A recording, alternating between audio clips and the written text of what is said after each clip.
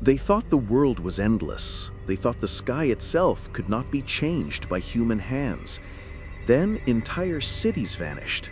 Forests swallowed abandoned roads, and the smoke of millions of fires dimmed the sun. Rivers ran red, and the silence that followed conquest was colder than any winter. Centuries later, scientists would discover something impossible hiding in the ice of the earth itself, a scar left by one man's armies. His name still echoes like thunder through history. Genghis Khan did not just conquer the world, he reshaped the climate of the planet.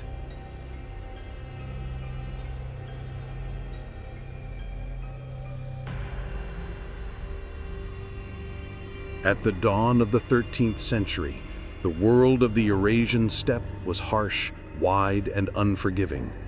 Endless grasslands rolled beneath a sky that seemed to have no end, and survival belonged only to those who were fast, ruthless, and adaptable. In this land of cold winters and burning summers, a frightened boy named Temujin learned early that mercy was weakness and trust could be fatal. Betrayal followed him like a shadow, shaping the man he would become. By the time he took the name Genghis Khan, the quiet orphan of the steppe had transformed into a force of nature. His rise was not a lightning strike, but a slow, grinding ascent built on blood, loyalty, and terror. Tribe after tribe fell beneath his banners, not always through battle, but through fear. Those who resisted were erased. Entire clans vanished into mass graves beneath the open sky, their names lost to the wind. Those who submitted survived, but only as servants of an empire that was still being born. Step by step, Genghis Khan forged unity from chaos, welding scattered nomads into the most disciplined killing machine the world had ever seen. By 1206, when he was declared supreme ruler of all Mongols, his ambitions no longer fit within the horizon of the steppe. He looked outward, toward the wealthy cities of China, the fortified kingdoms of Central Asia, and the distant empires whose rulers believed distance alone protected them. They did not yet understand that the Mongol army moved like a living storm. Light cavalry swept across the land at impossible speeds. Signals were carried by riders who barely slept. Strategies were whispered before enemy scouts could even return. When the Mongols struck, it felt less like war and more like extinction. The first great targets were the cities of the Jin dynasty in northern China. High walls, massive garrisons, deep moats, none of it mattered. Genghis Khan did not attack like traditional rulers.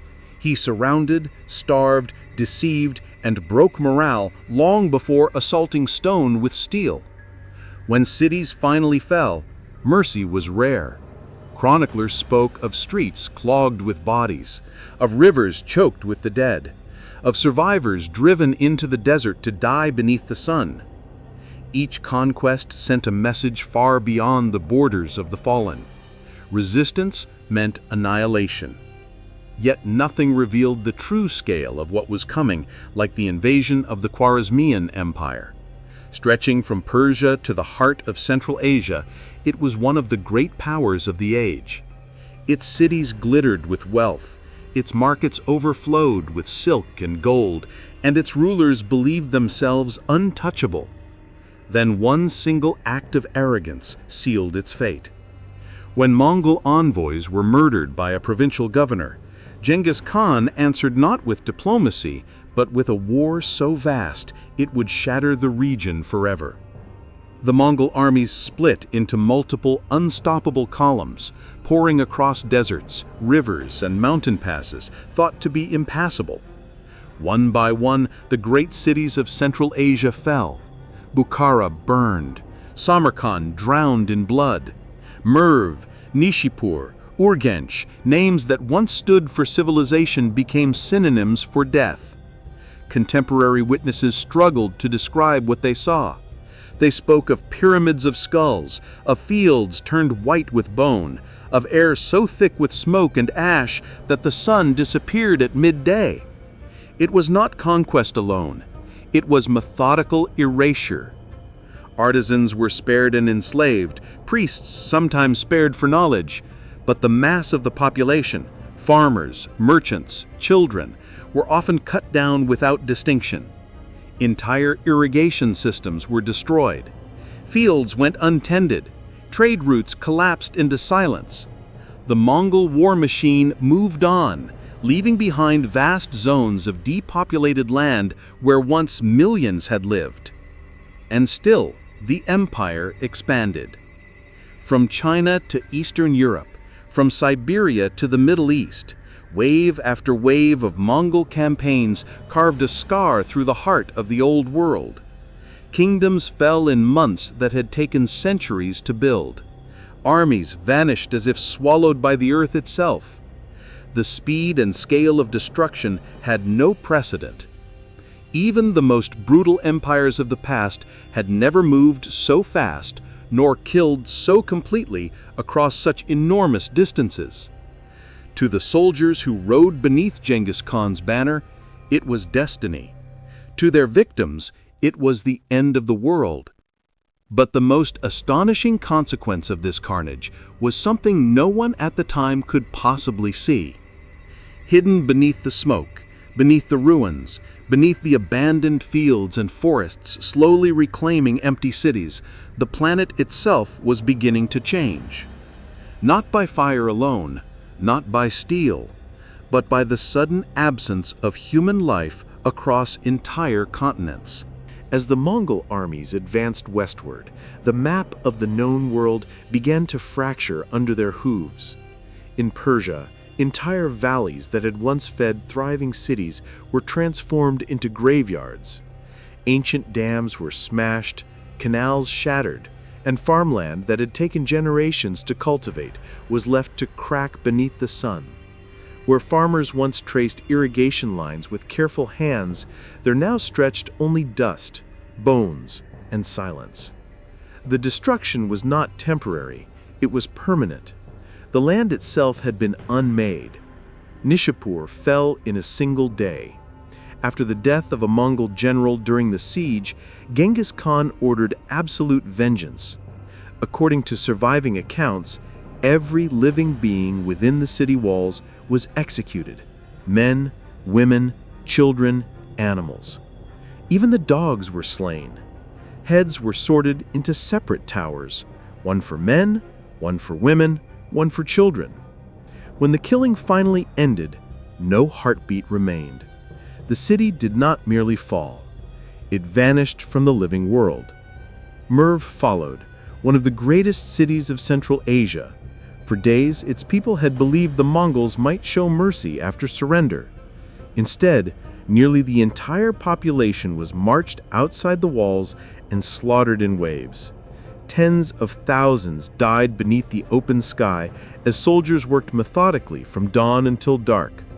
Chroniclers claimed the screams lasted for days.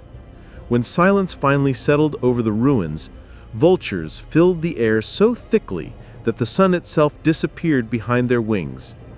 These were not isolated acts of brutality. They were strategy. Terror moved faster than cavalry. Cities that heard of Merv and Nishapur often opened their gates without a fight, praying for survival. Sometimes they were spared, often they were not. The Mongols ruled through a logic that was pits and blades deep. Survival depended not on innocence or guilt, but on calculation. To resist was to be erased, to submit was to live in chains. Into Eastern Europe, the storm rolled on. Russian principalities shattered beneath Mongol arrows. Hungarian forces were destroyed on open plains. The sound of hoofbeats echoed through forests that had never known such war. For the first time, Europe felt the breath of an empire born of dust and blood. Refugees fled west with stories so horrifying that many refused to believe them. They spoke of armies that did not slow, of riders who never tired, of battlefields where no survivors were left to bury the dead. Behind the armies, Civilization collapsed in layers. Trade routes that had linked Asia and Europe for centuries were severed. Caravans vanished, markets emptied, cities that depended on daily supply starved within weeks. Plague followed famine. Law followed fear into extinction. In countless regions, the population dropped not by percentages, but by annihilation. Entire ethnic and cultural communities disappeared so completely that only fragments of their names survive in dust-choked archives. Genghis Khan himself rarely lingered among the ruins. He moved like fate, appearing where he was least expected, striking where resistance felt strongest. To his followers, he was chosen by heaven. To his enemies, he was the embodiment of divine punishment. Yet to history, he was something far more complex and far more terrifying. A ruler whose conquests were altering not only political borders, but the living systems of the earth itself. With millions dead, vast farms abandoned, and entire regions depopulated, forests began to return where plows once cut the soil. Grasslands reclaimed cities. The carbon once released by constant human industry fell silent. No smoke rose from workshops that no longer existed. No fires burned in homes that had been emptied forever. The land began to breathe differently. Unseen by any 13th century eye, the atmosphere above Eurasia was slowly changing. The killing never stopped, but the planet was already responding. In the final years of his life, Genghis Khan no longer needed to lead every campaign in person. His sons and generals carried the storm forward in his name, expanding the empire with the same merciless precision he had forged. China burned in waves. Persia lay shattered. The Caucasus trembled. The steppes of Russia echoed with screams that rolled across frozen rivers and vanished into endless forests. The empire did not simply spread, it consumed. When Genghis Khan died in 1227, the world did not exhale, it braced itself. His successors inherited not only his throne, but his methods. The Mongol war machine did not slow, it accelerated. Under his sons and grandsons, the empire would stretch from the shores of the Pacific Ocean to the heart of Europe. Baghdad would fall. Kiev would burn. Entire kingdoms would be reduced to tributary shadows beneath the hooves of riders who seemed to come from the horizon itself. What followed was the greatest demographic collapse the known world had ever recorded. Across Asia and Europe, tens of millions were dead. Some fell beneath blades, others perished from starvation after their farmlands were destroyed. Still others vanished when trade networks collapsed and disease moved through weakened populations like fire through dry grass. The living outnumbered the dead only in scattered pockets of survival. In many regions, silence ruled where voices once filled the air. For centuries, historians measured the Mongol conquests in borders, battles, and bodies. But in the late 20th and early 21st centuries, something unexpected emerged from the depths of scientific data.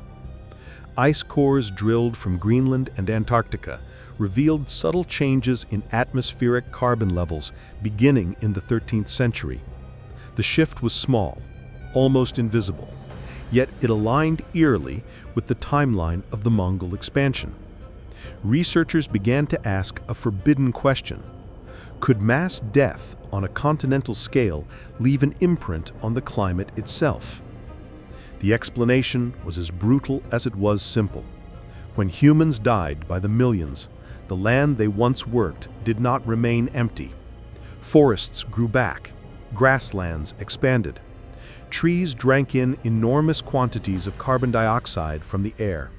The sudden explosion of vegetation acted like a vast, silent sponge, pulling greenhouse gases from the atmosphere. Over decades, the cumulative effect became measurable. It was not ice. It was not volcanoes. It was not the shifting of the oceans. It was death. The empire that had shattered civilization was, by accident, cooling the world. Genghis Khan never knew this. No astrologer warned him, no shaman spoke of skies changing because of blood spilled on distant plains. He lived and died as a conqueror, measuring power in cities taken and enemies crushed. Yet long after his bones were hidden beneath an unmarked grave, the consequences of his wars continued to drift through the air itself. In abandoned valleys, trees rose where walls once stood. Roots split stones that no one would ever repair. Rivers ran clear again, unburdened by irrigation channels that no longer existed. Wolves hunted where armies once marched. The earth was reclaiming the spaces humanity had been forced to leave behind. To the survivors, this rebirth brought little comfort. The world that returned was not the world they had lost. Languages were gone. Traditions were broken. Bloodlines ended in shallow graves. The Mongol peace that followed conquest, often called the Pax Mongolica, reopened trade routes and allowed travel across continents, but it was built on layers of bones so thick that memory itself was buried beneath them. The cooling of the planet was not dramatic. No one felt a sudden winter. No chronicle spoke of a new age of cold. It was a subtle shift, a quiet turn in the machinery of climate that unfolded invisibly over decades. But modern instruments would one day confirm what no medieval mind could grasp, that the disappearance of millions of human lives had slightly lowered the temperature of the earth. History had altered the sky. But the story was not yet finished, because the same forces of conquest, destruction, and biological exchange that followed the Mongol Empire were also preparing the ground for an even greater catastrophe, one that would erupt a century later and finish what hunger and swords had begun. A century after the first Mongol riders thundered out of the eastern steppe, the world would face a terror even more invisible than armies. Trade routes reopened by conquest carried silk and spices, but they also carried fleas, rats, and bacteria. The same roads that once transported tribute and soldiers now became corridors for death. From the ruins of Central Asia to the ports of the Mediterranean, the Black Death followed in the empire's shadow. Cities that had barely recovered from Mongol destruction were struck again. Entire neighborhoods vanished in weeks. Bells rang until there were no hands left to ring them. Corpses stacked faster than graves could be dug. The population of Europe alone would fall by nearly half. Asia suffered just as deeply. Once again, fields were abandoned. Once again, forests surged back over the bones of farmers. The climate signal intensified. Ice cores would later reveal another subtle dip in atmospheric carbon. The Earth, once more, grew slightly cooler, not because of clouds or celestial cycles, but because human breath itself had been removed from the balance of the air. What began with conquest now ended with plague. Yet Genghis Khan remained at the center of it all. The chain of destruction he had unleashed was still tightening long after his death. His empire had rewired the movement of peoples, goods, animals, and diseases across the world. He had collapsed borders that once isolated ecosystems, and when barriers fell, consequences crossed with them. To modern scientists, this realization was staggering. For thousands of years, only volcanoes, solar cycles, and orbital shifts were believed capable of altering global climate. Human beings were too small, too scattered, too weak. But the Mongol era challenged that belief. It suggested that long before factories, before engines, before fossil fuels, humanity had already demonstrated its ability to scar the planet on a planetary scale. Not through industry, through annihilation. The cooling attributed to the Mongol conquests was minor when measured in fractions of a degree, but its meaning was immense. It proved that human population itself, its rise and its collapse, could shape the climate of Earth. The sky above the 13th century was not governed by nature alone. It was, in part, governed by war. Genghis Khan's name still echoes as one of the most feared in history. He is remembered as a genius of warfare, a master of terror, a unifier of the steppe. Monuments debate whether to honor or condemn him. Nations still trace their origins to the empire he forged with fire and horse hooves. But beyond the chronicles of conquest, beyond the smoke of burned cities and rivers clogged with the dead, another legacy lingers, one written not on stone, but in frozen layers of ancient ice, a signature in the sky. The man who killed on a scale never seen before had, without knowing it, touched the balance of the planet itself. His wars returned forests to the land. Those forests drank the carbon of the air, and the world cooled almost imperceptibly beneath a quieter sun. The earth remembered what humanity wished to forget. Today, the planet is warming at a speed unmatched in recorded history. Forests fall instead of rising. Carbon floods the air instead of fading from it.